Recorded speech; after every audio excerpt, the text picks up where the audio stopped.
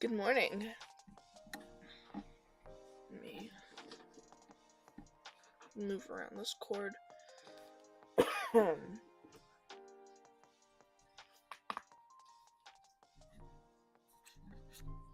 me a second.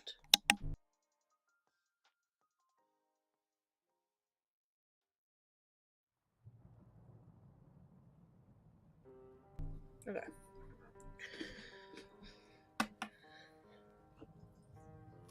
I'm back with more stuff. So, my plan today is to attempt to tackle a design for Crimson Sky, who is, if you don't know, he is the main villain for the second arc of my story with Sun Clan, Moon Clan, and Eclipse Clan. Blood and Water.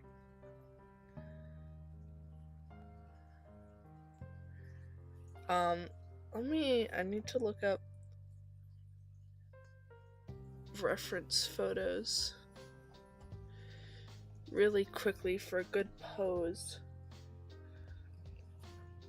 He's supposed to look intimidating, but I'm not great at doing that, so we're gonna see if I can get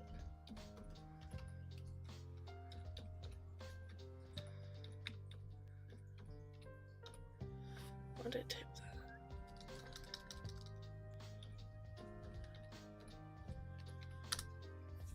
I'm going to be referencing something.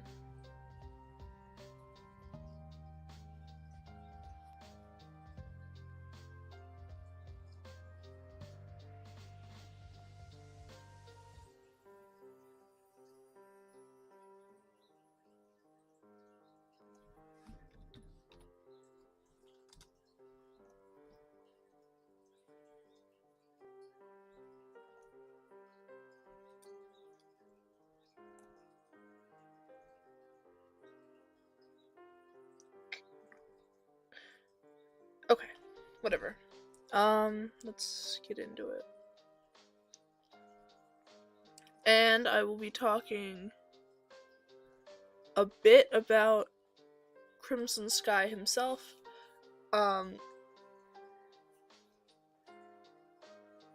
He's on par with Shadow Wish for having quite a bit to him. I haven't focused too much on him individually than Shadow Wish does, but he still has a lot in it. Okay.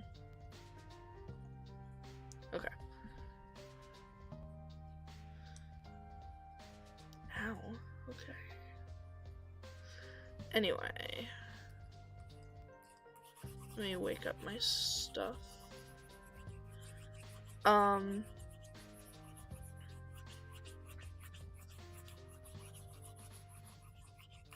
a little background about Crimson Sky before I start getting into the lore.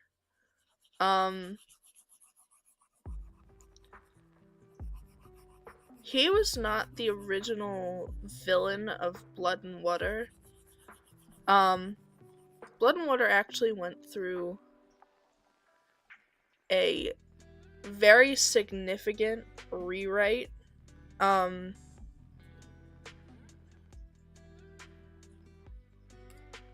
Because originally, I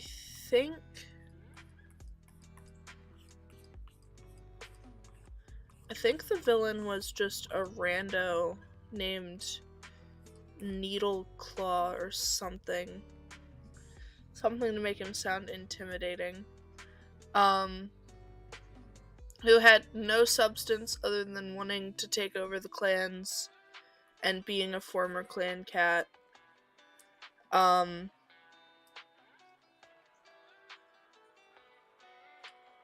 and I didn't really like that. And then I played around with a prequel story that does not have a name.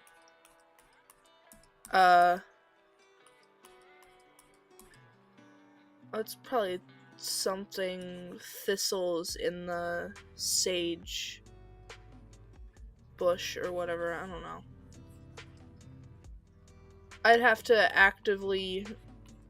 I haven't, like, actually played around with that story in a long time, so it doesn't really matter. What's happening? Okay. Sorry, my stream keeps being weird. Anyway.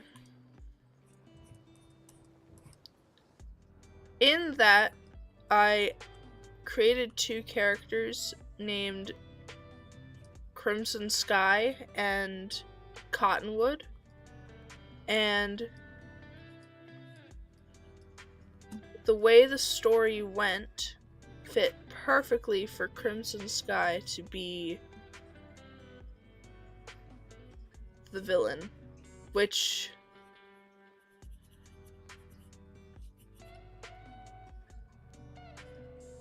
also meant that I needed to add... It also added a bit of lore to my stories. So let's get into Crimson Sky, actually.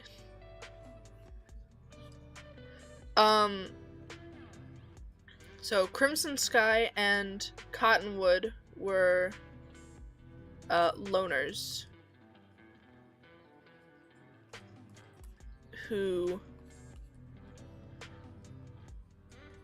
found and joined the clans. It was Cottonwood's idea to join the clans.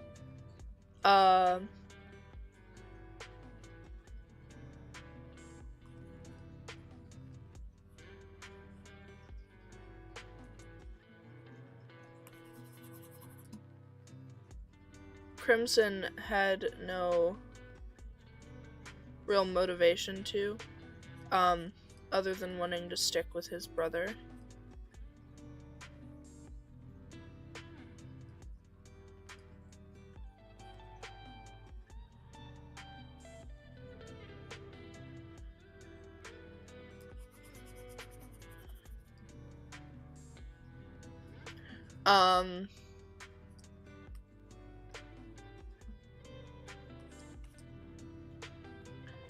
But anyway, they joined Moon Clan,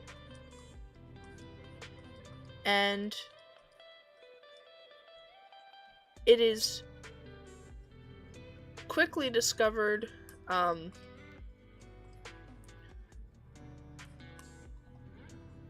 by Crimson, who has been given the name Crimson Sky upon joining the clan.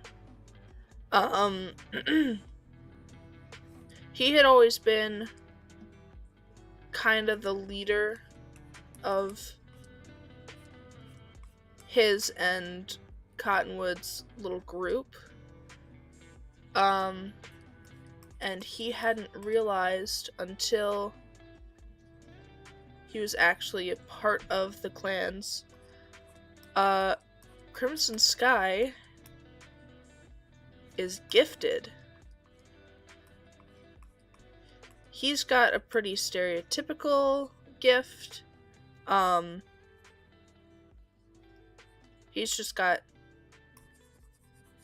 omen sight, I guess. He can see flashes of the future. And he can choose to go in a different path or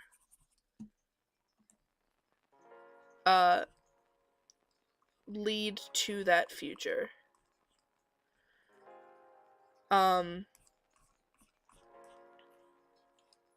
And he tells no one about this power. He is uncomfortable with the realization that he has this power.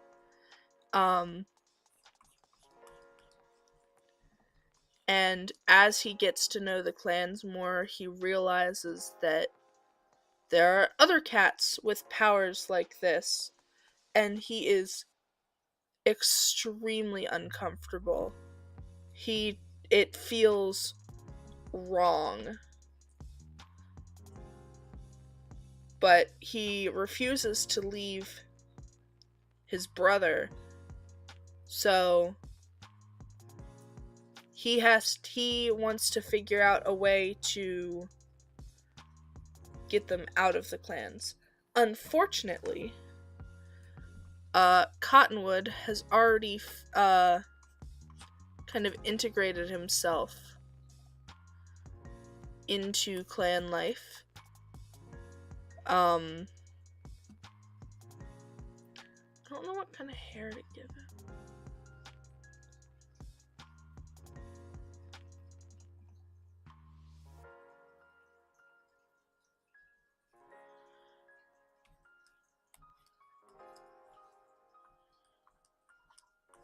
This isn't intimidating.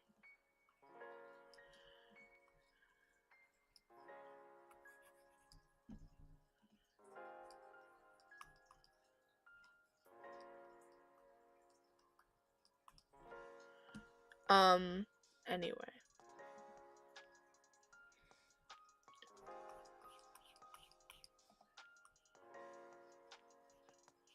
He also gets a weird fascination as he learns about his powers, and learns about the clans. He gets a weird fascination with the moon, which will come in later. Anyway.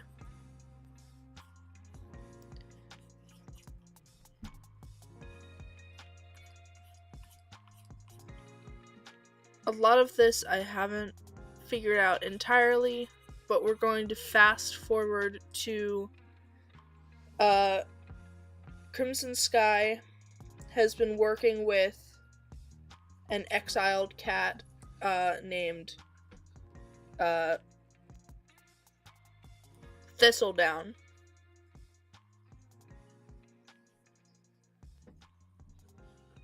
And I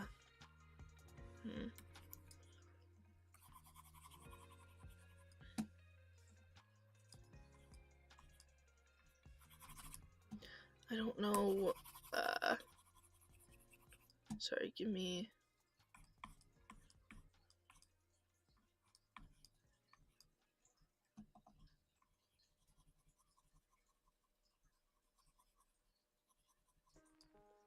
Anyway, I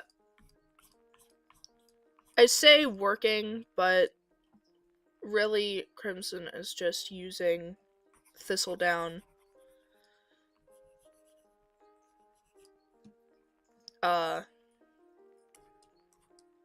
for his own plots.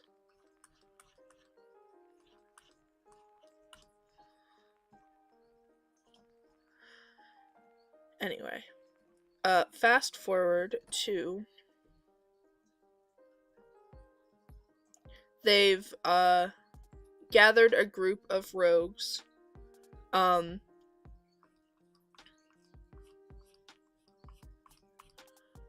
Some follow Thistledown, but most follow Crimson Sky because he has a natural charisma to him. He can get people to like him and agree with him unnaturally quickly.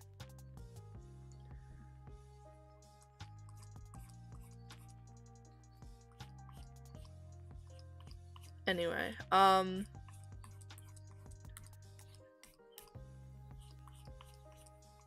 Crimson Sky gets an omen that there will be a fire in the forest. And so he begins planning and plotting, and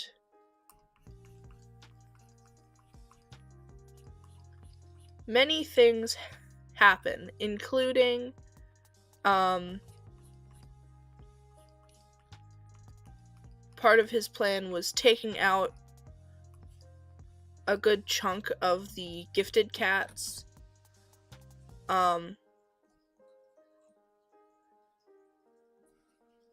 He says it would help the plan. In reality, it was just because he wanted to get rid of the uncomfortable feeling.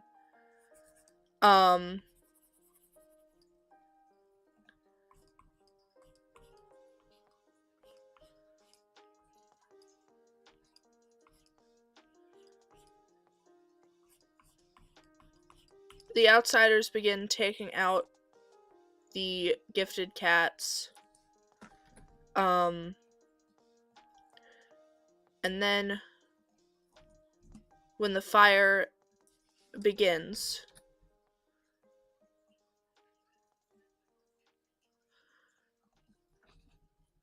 nothing looks right.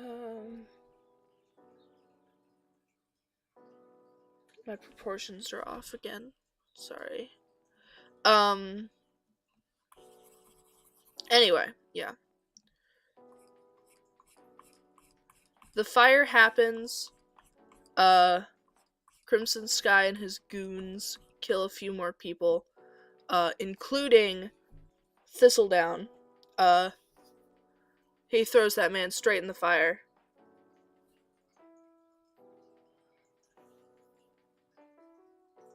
Thistledown is not a good cat. Maybe I'll talk about him some other time. Anyway. He throws Thistledown in the fire, threatens his wife, and takes one of his children. And he leaves.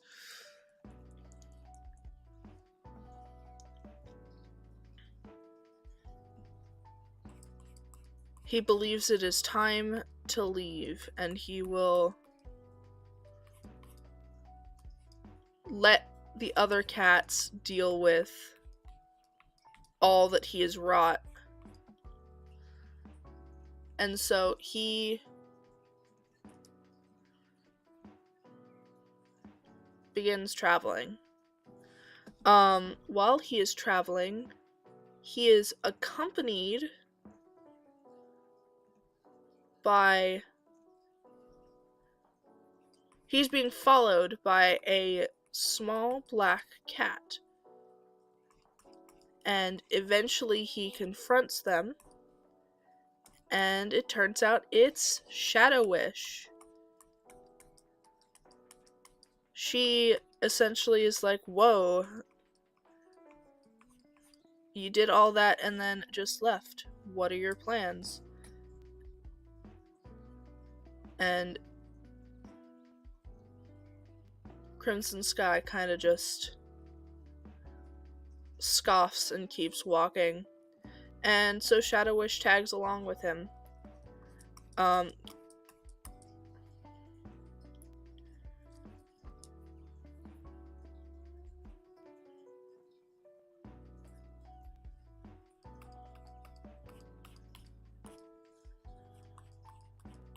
And eventually they travel around the mountain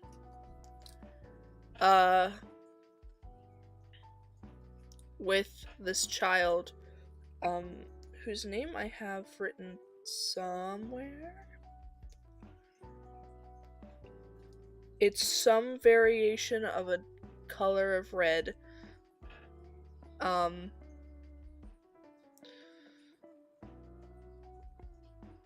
Because that is why he was taken, because he had a striking red coat Anyway.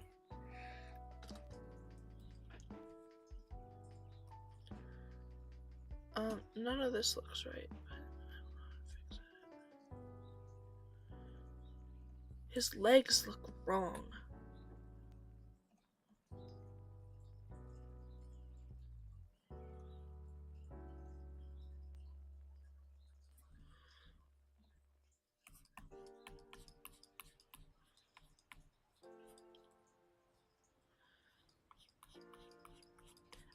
Anyway.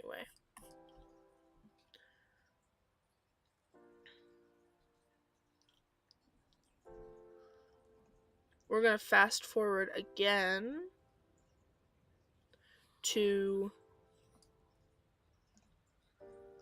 Crimson Sky meets a group of cats. The way if you look at the old Sun Moon Eclipse map that I have on DeviantArt, you'll see that Sun Clan is like right by a mountainside. The way I have that mountain set up in my mind is that there is a valley in the middle, and there is a group of cats living there. There's like, I don't know, it's not quite a valley because there's like an opening, but the mountain is almost a horseshoe shape, and then in the middle is these spiritual cats. Anyway, Crimson Sky weasels his way into the group. And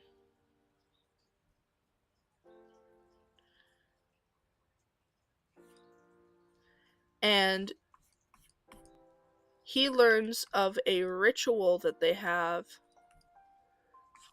where these cats, connect to their ancestors.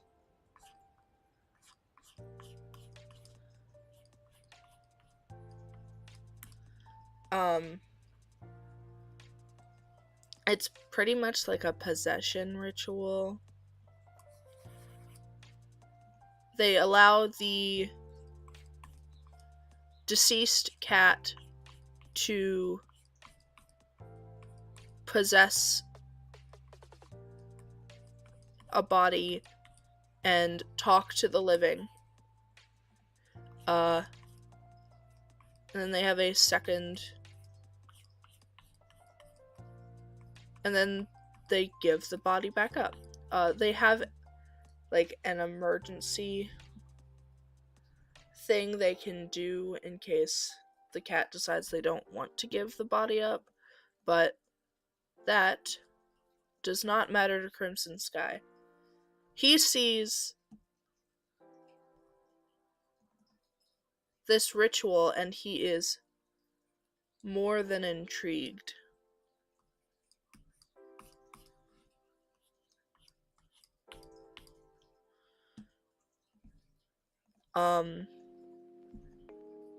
And so he sticks around to watch exactly how it's performed. And in that time, the kit he took with him has had a family,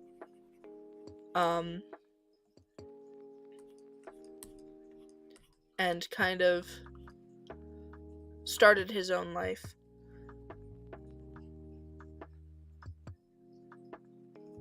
And that kit grows up.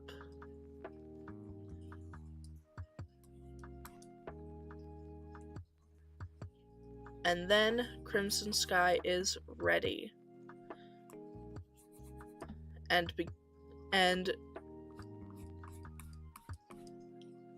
essentially tricks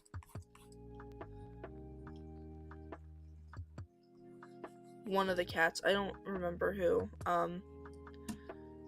I believe he tricks the cat he calls Sun. the cat he stole. Anyway, he tricks this cat into doing the ritual with him, saying that he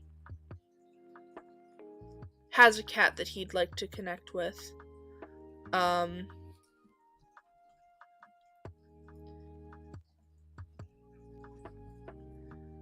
And so they do the ritual, or his fake son does the ritual. I don't know how to refer to him because he doesn't have, I don't remember his name.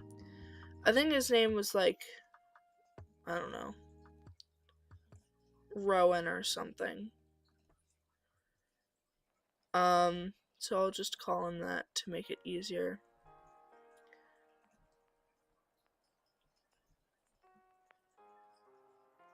Rowan performs the ritual, but little does he know that Crimson Sky has modified it in a way so that it's almost a body swapping thing. I don't know how best to explain it. He takes over Rowan's body. And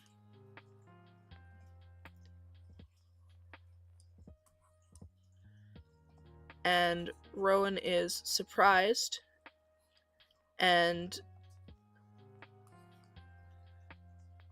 feels a bit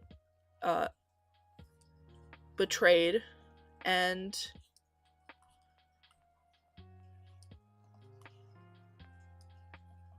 Crimson Sky has learned how to live forever, essentially. As long as he's got a cat willing to do the ritual with him, he can essentially live forever.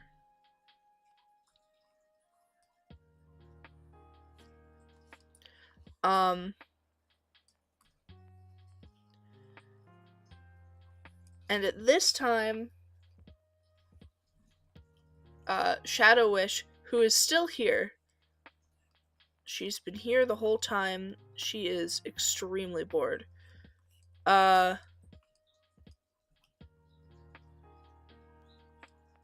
She's like, ooh, that's cool, what else are you gonna do? And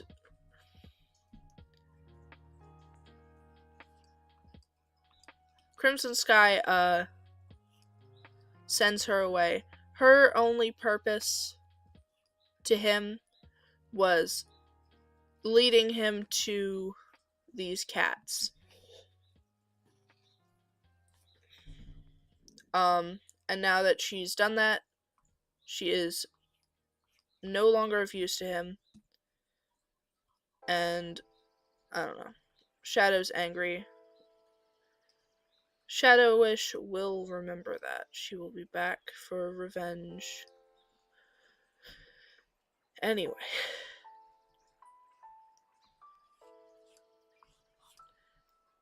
Fast forward a lot of years. Crimson has learned, well, he travels around, the mountain, and he perpetually gets a group of cats,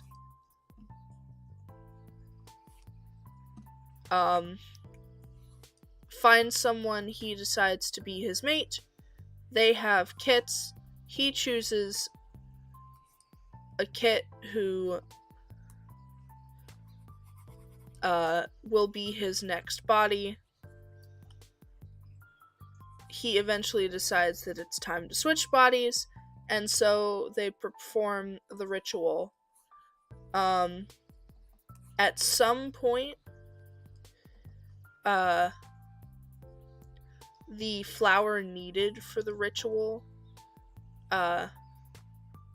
dies, but Crimson has found a workaround, and that is keeping spirits low and essentially having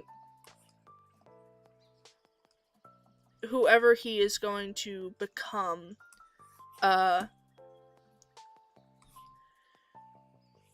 have like a low sense of will. I don't know how to explain it.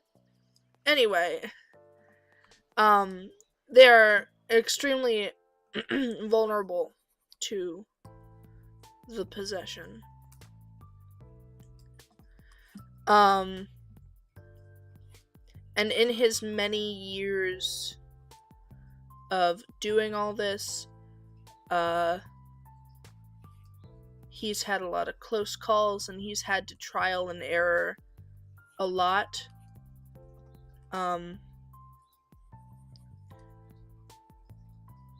So at first he would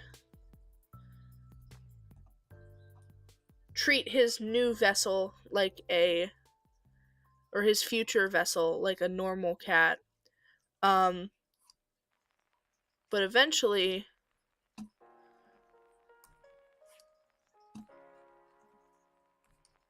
things would go wrong, like his vessel having loved ones who refused to call him by his new name, so now the vessels don't get names. Vessels trying to escape or trying to fight back, so now they don't get to learn how to live for themselves.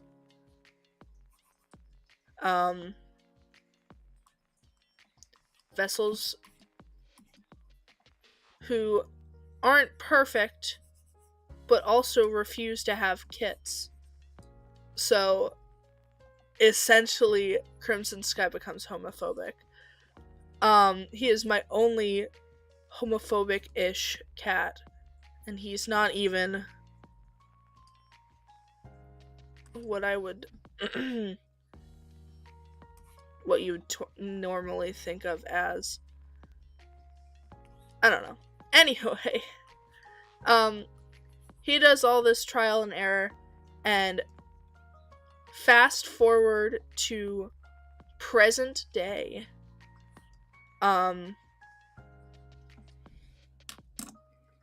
He has a mate named, I believe, Chamomile.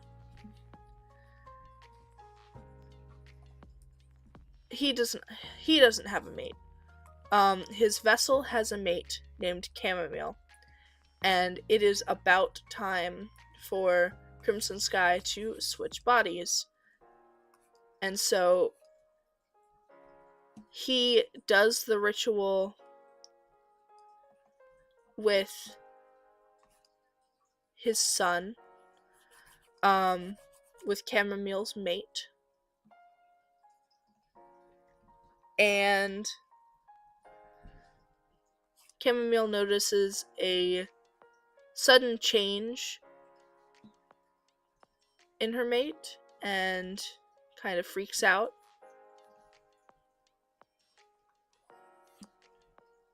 And she escapes the group.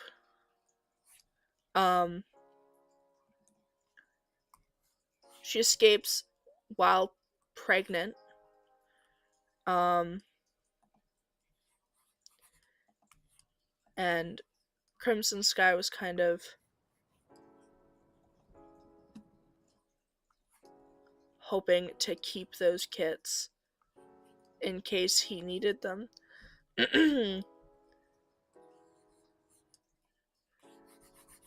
So, Chamomile escapes. Crimson Sky is upset by that. He finds a new mate, a kitty pet named Twilight, who takes the name Twilight Skies. No, that doesn't happen yet. He takes a new mate named Twilight, who is the mother of Dragon, alongside his two siblings, Charcoal and Crystal. Crimson is upset that there's only one suitable vessel in the litter, but he deals. One is better than none. He's fine. Except this vessel is a wimp. This vessel sucks. He does not particularly like the way his son's attitude is going. Because Dragon is pretty meek. He's not super...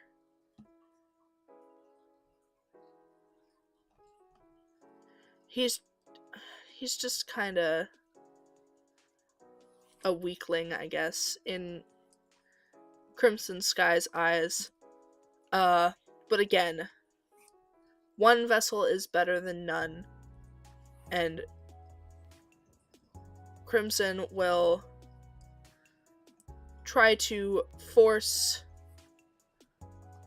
Dragon into a box that he deems worthy, or he deems fit. Give me a second.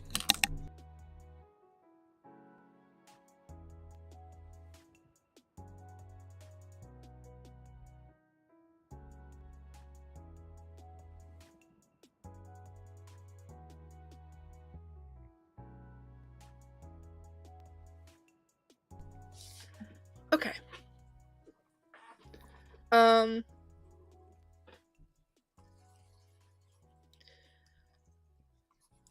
Anyway, Dragon gets extremely close. I'm gonna keep calling him Dragon. But at this point, he isn't going by a name. He doesn't start going by Dragon until he shows up in the clans. But I'm not just gonna keep calling him the Son of Crimson Sky, which is his, official title. Anyway. Dragon begins getting close to another kit in the camp, or in the group, named Swift.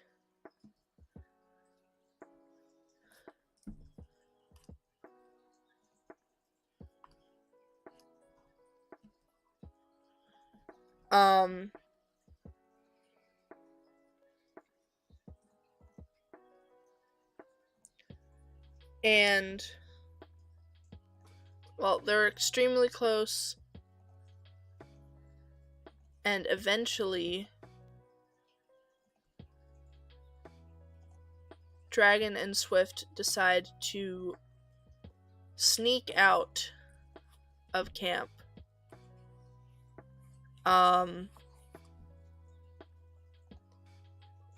And they are caught by Crimson Sky, who decides, as punishment, that Swift is killed. His original plan was to make Dragon do it, but Dragon was never going to be able to. He's too young and too soft-hearted. So, Crimson Sky kills Swift and is pretty much like, this is your punishment if you disobey me. And this trauma irreparably damages Dragon, and is part of the reason that he doesn't speak most of the time.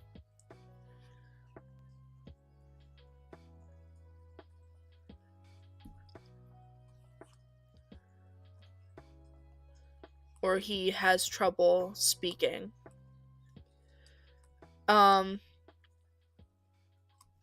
So yeah. Dragon takes away the fact that he's just not allowed to get close to anyone ever again. And Crimson Sky is sure that he's taught his vessel that a valuable lesson in not disobeying him. Fast forward again, because when that happened,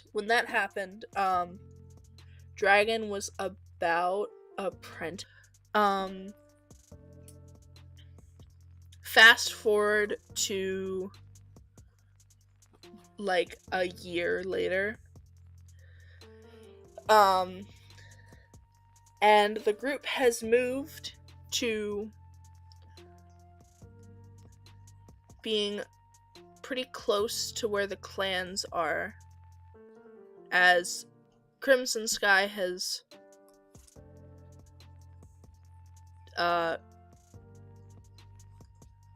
gotten, quote unquote,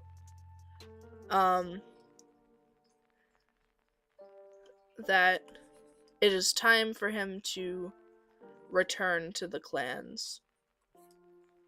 And so they're living closer to where the clans are, and it's kind of where they'll be throughout the story.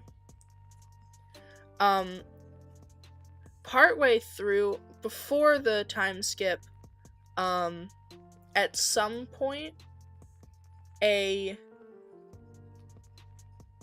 one of the members of the group finds and befriends a wandering cat with a kit. The wandering cat, Hawkbelly, joins the group with this kit she's been traveling with, Rose Kit. And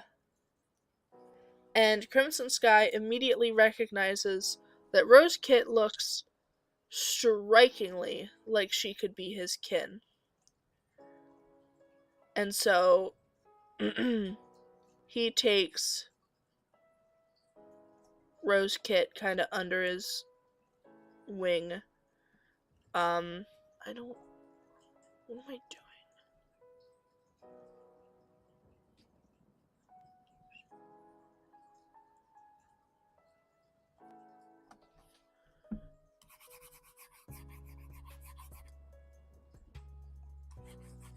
Yeah. He takes Rose Kit under his wing. Because though she could never be a vessel, because StarClan forbid that he become a woman for however long he'd need to be before the next vessel.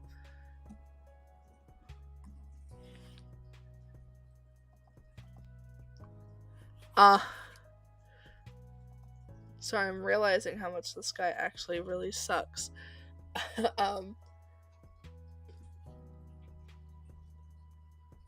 Anyway, fast forward to where I was trying to lead to before.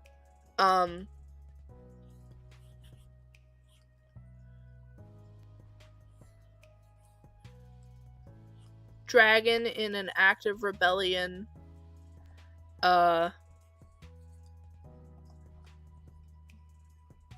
goes on a wander.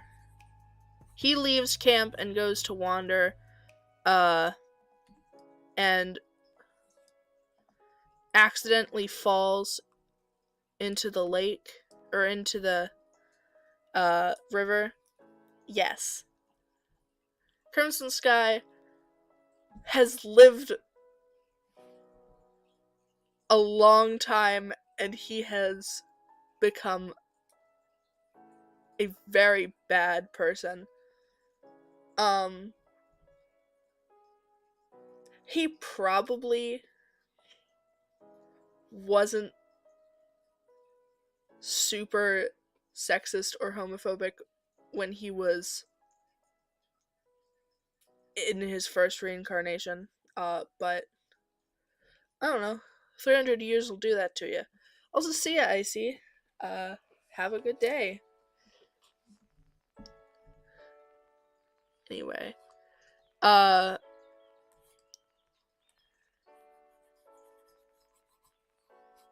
Dragon falls into the river, and Crimson Sky freaks out because this is all he has.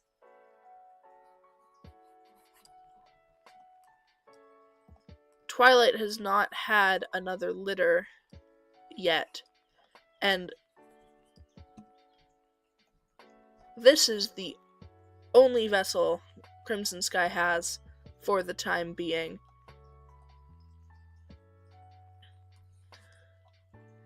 And that vessel has disappeared. So he has patrols searching day and night for Dragon. And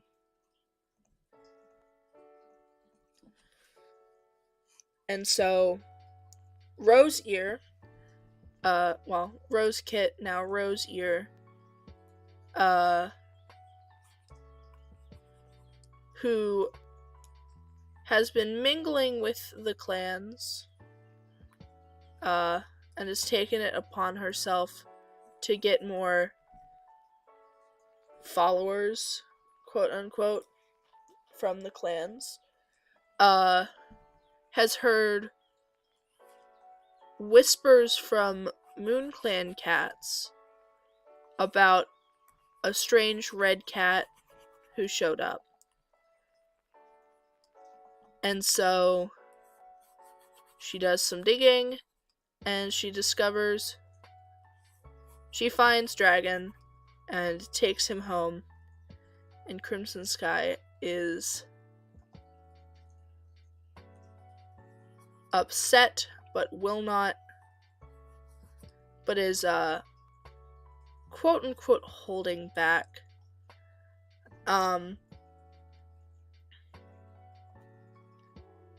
In an act that seems almost that seems wrong to Dragon, Crimson Sky decides, clearly you need more to do than being cooped up in this camp forever. So I'm going to send you to your sister's group of cats that she's making, and you are going to supervise.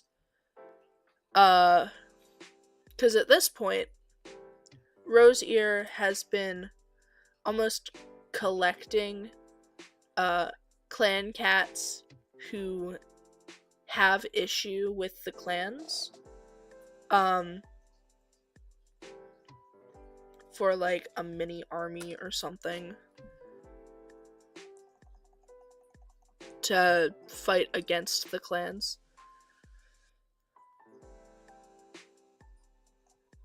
Either way, So Dragon is sent to stay over there.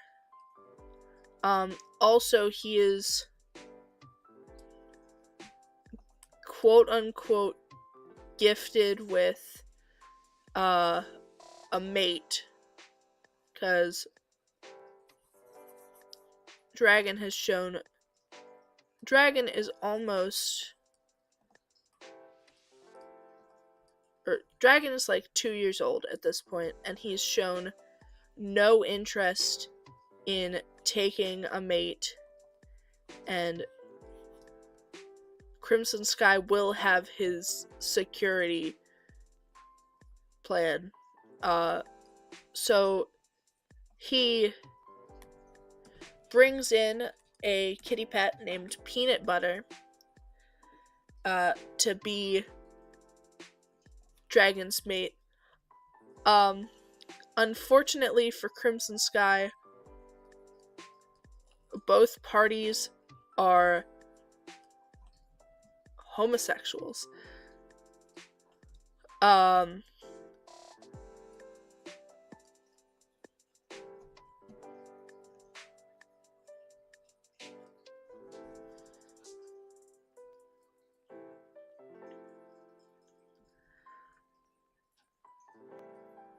know what? That's a pretty good first pass.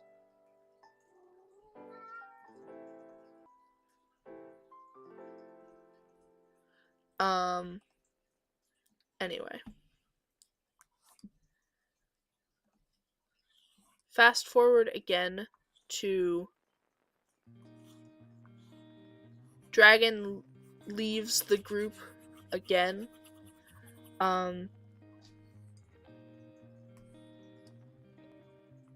Because I already talked about Crimson Sky threatening the clans and killing Mossy Glow. I talked about that yesterday. Anyway, am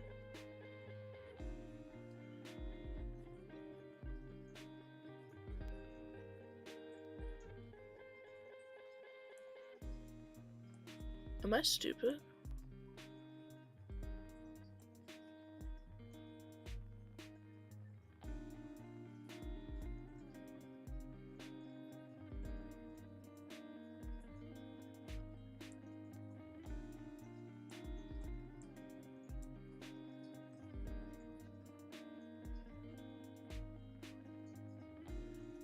Okay, I don't even know what happened.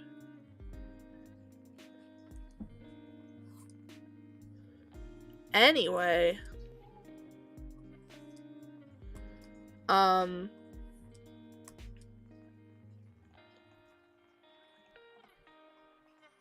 Dragon,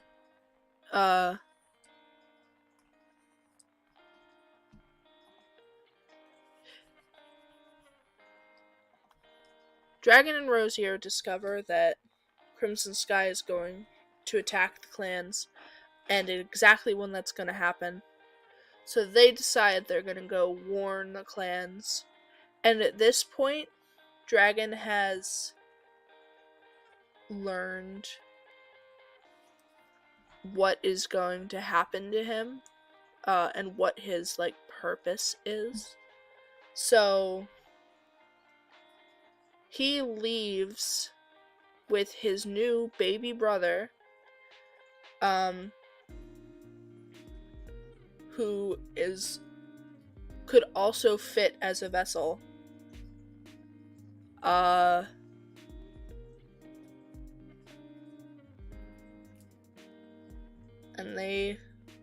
he escapes and goes to warn Moon Clan about Crimson Sky's plans. I'm just gonna leave it on the screen as I finish up my sentences. It's almost done. Cut to the battle.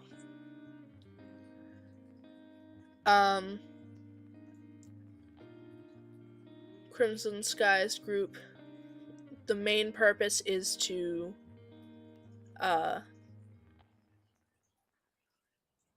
weaken the clans so that his next plan has more of a chance of working.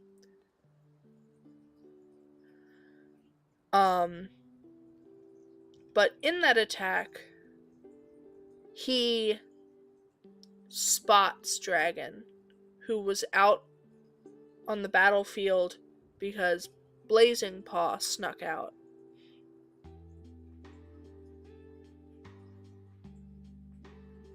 To join the battle.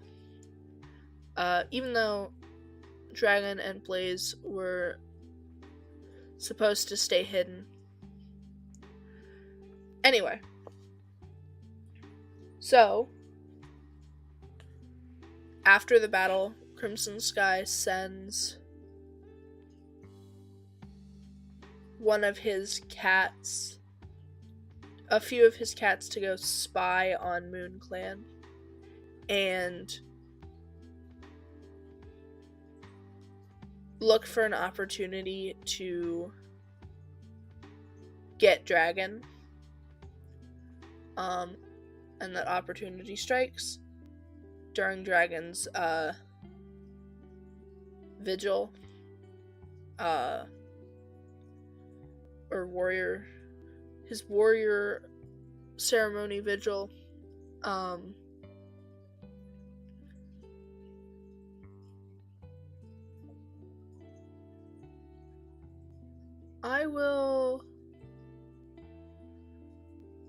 I think I'm gonna draw Dragon tomorrow, so since it's almost been an hour, and there's no one here, I'm gonna leave you on a little cliffhanger, and I will talk about it tomorrow.